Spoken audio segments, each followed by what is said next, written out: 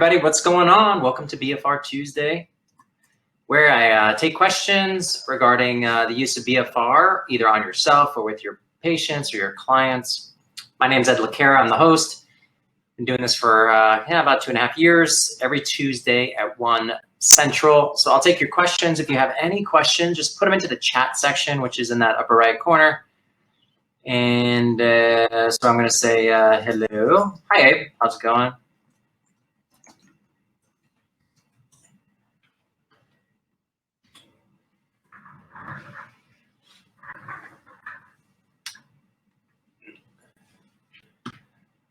All right, so any questions from anybody, just throw them up into that chat section, and I will see if I can answer them.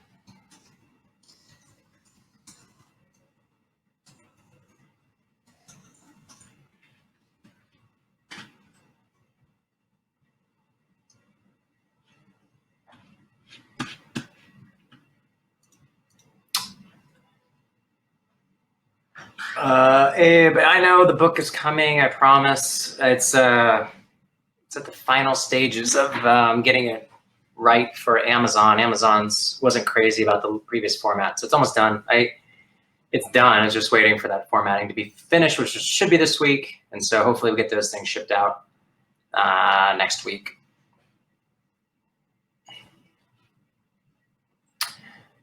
What are you doing? Okay, Keith, when do you go to the high setting? So it depends.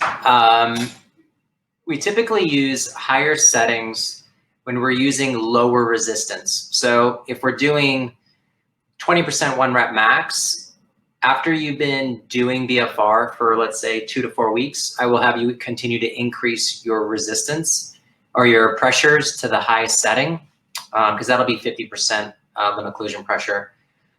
When you're using lower loads, 20% 1 rep max, 25% 1 rep max, we use lower pressures when we're using higher loads. So if I'm doing 40% 1 rep max, I will typically use the lowest pressure, especially for like the upper extremity, which would be 20%. Why the difference? When we start getting into the nitty-gritty of programming, especially for my elite athletes, if I want to cause improvements in strength, because we're using such light loads, I have to use heavier loads for them. I need to use closer to 40% 1 rep max. In order to get all the reps in, I need to use lighter pressures. If I'm trying to build hypertrophy, then I use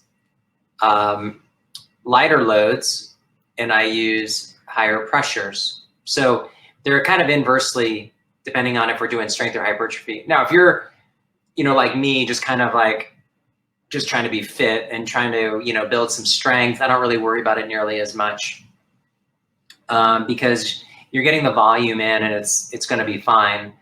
But like for my NFL guys and guys that are just already super beefy and strong, I need to challenge them a little bit more. And you know, it's kind of this, I called it in the level 2 class, the beyond 30, 15, 15, 15. Like, when do we do things a little bit differently than that framework? You know, like, when do we take reps to failure? You know, I do that with my my more elite guys because that's the way that their bodies are going to adapt. They're too big and strong to adapt otherwise. Or if you start to see like a plateau, then you might increase not only the intensity or the weights, but you know, can take those reps close to failure or to failure, as long as you have enough time between that and your next BFR bout for that body part. Like, you're not going to go to failure with heavier load today and expect to do it again today or tomorrow. You're going to take 3 or 4 days before your next exercise bout. Hopefully that answers your question, Keith. Hi from New Jersey. Hey, Lewis, how's it going? Lewis, I noticed that there was a FW update for my unit, updated and it recalculated my previously stored measurements. Interesting, the calculated medium measurements are higher than previously calculated by, all right, no big deal. It is what it is. It's fine tuning those. We're continually fine tuning the software to make sure that we're getting the most accurate limb occlusion pressure. Hi, Karen, welcome from Orlando.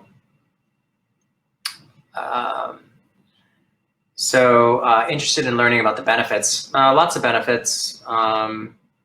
The primary benefit that I usually say is that instead of having to use high loads, high resistance, heavy weights to gain strengthen some muscle size, you can use light loads and still get pretty similar benefits without the stress on the body and the tissue and the joints.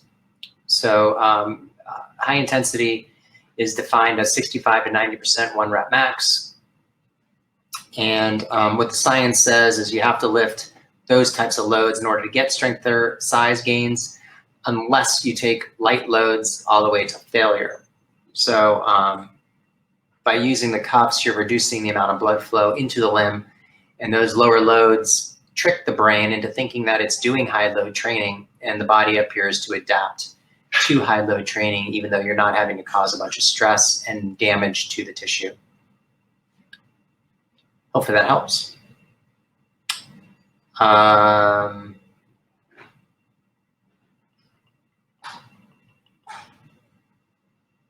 Optimized algorithm. Yeah, Lewis, that's basically it's fine tuning.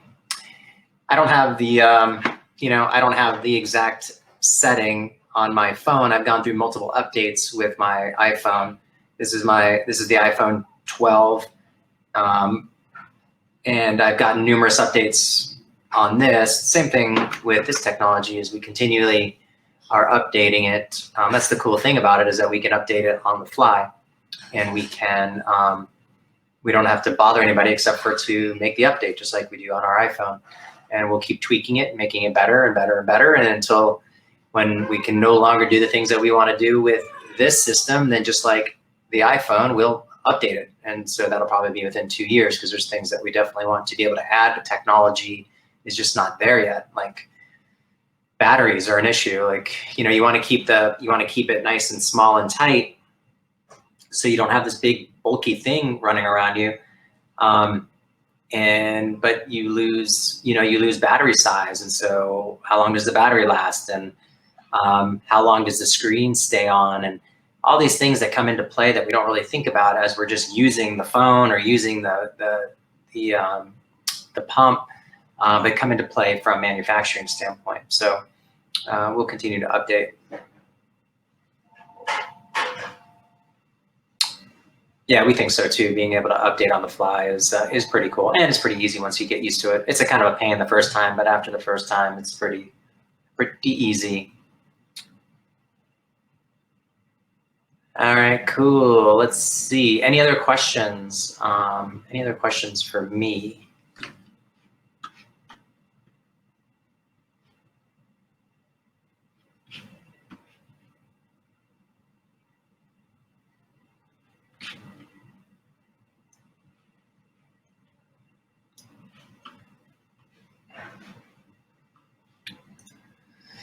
All right, well, if there's no more questions, I'm going to cut it a little early. Lewis, let's see. Any papers you might recommend detailing the interaction you mentioned between load, pressure, and training goals? Trying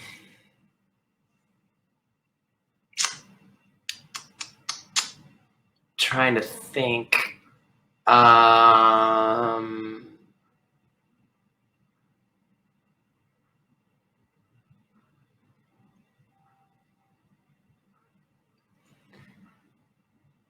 I would say, I'm trying to think if any of the reviews talk about the higher pressures.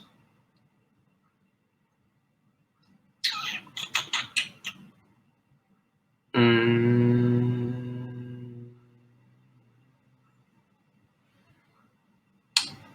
think when you're looking at using the higher loads or higher pressures, you want to look at the studies that specifically looked at athletes and high-level athletes, because there's some studies that BFR didn't help these people, didn't increase their muscle mass, didn't increase their size, didn't increase their strength. Doesn't mean it was a bad study, nor does it mean that BFR didn't work.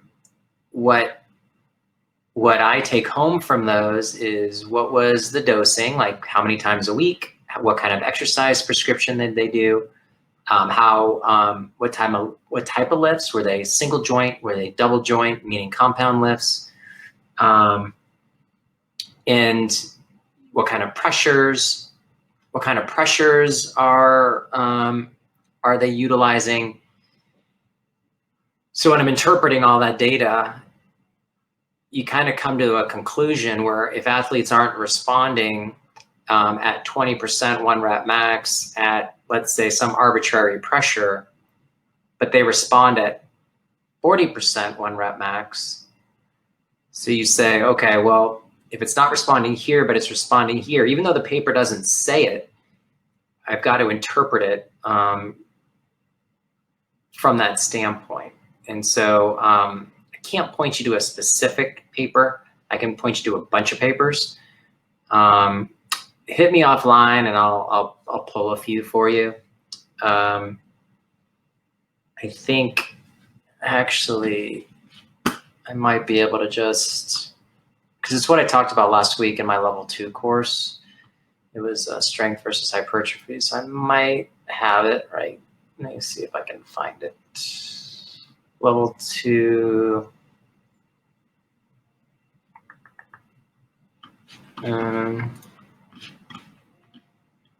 Level 2, week 3 research. This is what I want.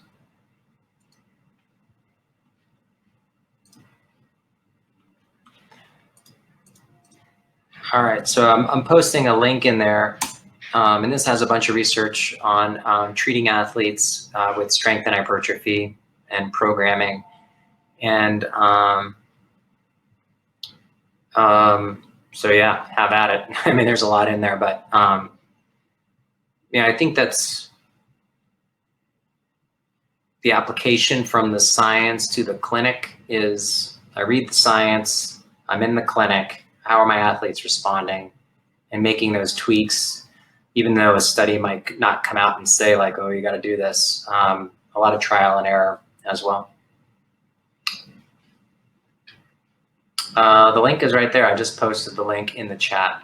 It should be right above you.